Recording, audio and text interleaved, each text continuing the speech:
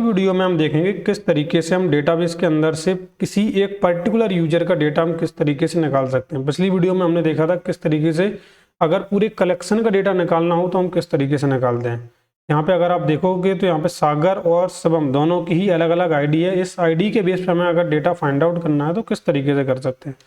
तो यहाँ पे ऐप डॉट गेट, यहाँ पे एक रूट बनाते हैं जिसका मैं नाम देता हूँ gate user data by ID.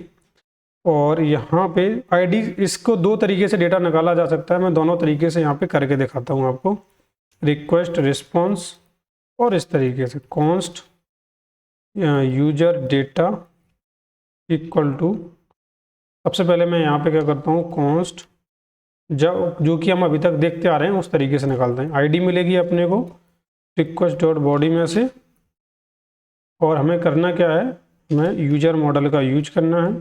Avid keyword user model dot find by ID, और इस फंक्शन को कॉल करेंगे। इसके अंदर हम इसको सबसे पहले तो एसिंक्रोनस फंक्शन बनाना पड़ेगा, और इस आईडी के अंदर हमारे पास जो आईडी आ रही है इस आईडी को पास कर देंगे। वापस में return response dot status 200 dot send user data.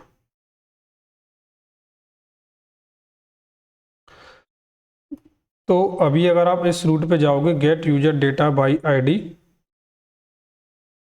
Gate user data by ID, आपको बॉडी को सिलेक्ट करना है, रॉ को सिलेक्ट करना है, यहाँ पे जेसन को सिलेक्ट करना है। इस बार आपको नेम को नहीं आईडी पास करनी है।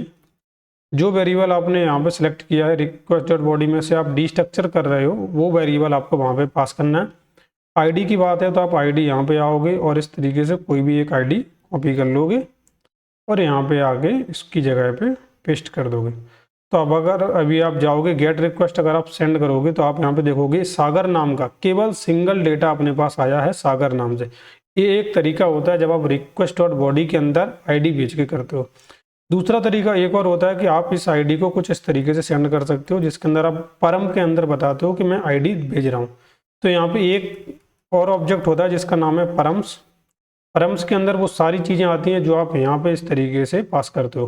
तो रिक्वेस्ट डॉट परम्स में आईडी आएगी, इसके बेस पर भी हम सर्च करके भेज सकते हैं।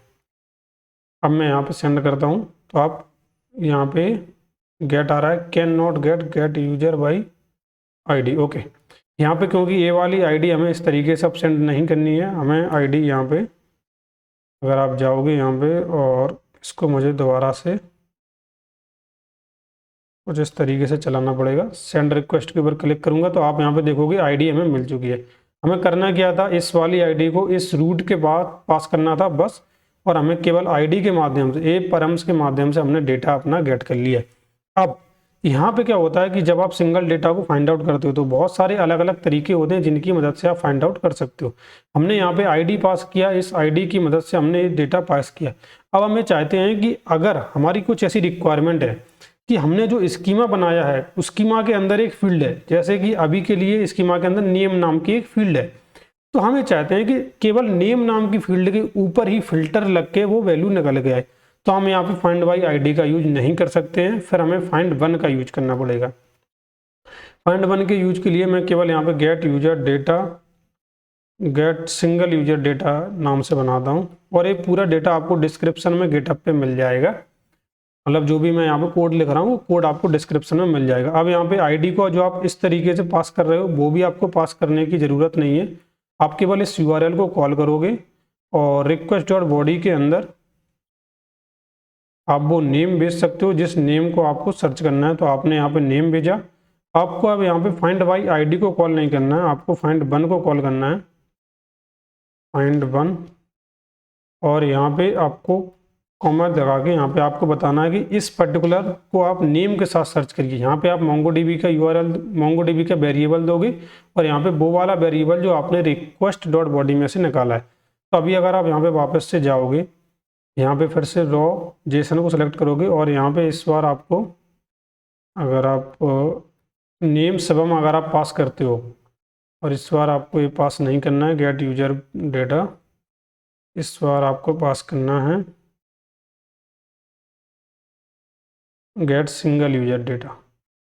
अगर आप इस तरीके से पास करते हो सेंड के ऊपर क्लिक करोगे तो आप देखोगे केवल शिवम नाम का डेटा हमें मिला है, सागर नाम का डेटा नहीं मिला। तो इस तरीके से हम किसी भी पर्टिकुलर डेटा को फाइंड आउट कर सकते हो। केवल हम उसकी आईडी के बेस पर ही नहीं, उसके किसी एक पर्टिकुलर फील्ड के ऊपर काम कर सकते हैं।